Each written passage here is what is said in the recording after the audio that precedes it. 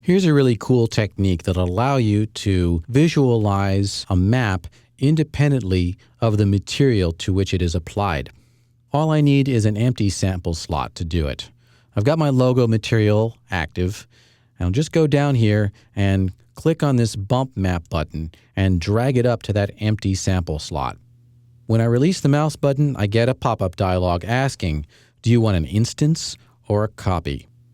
And as we saw earlier in the course, an instance is when something is in more than one place at a time. And that's exactly what I want here. That way, I can make changes to the map in this slot, and it will also affect the material. Instance is what I want. Click OK. Now I'm seeing a 2D representation of the noise map. If you see something like this, that means you're working on a map and not a material. And in fact, you cannot assign a map directly to a model. You can only assign materials to models. So I can't actually drag this onto anything and expect that to work. However, I can select it and go into these parameters and adjust them. Let's say I'll set the size back up to 25 and press enter, and you'll see that that is reflected in the material instantly.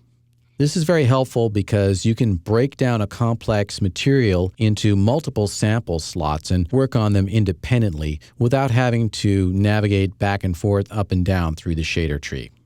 This chapter has been a basic introduction to mapping in the material editor. We've really only scratched the surface here, and there's quite a lot to be learned.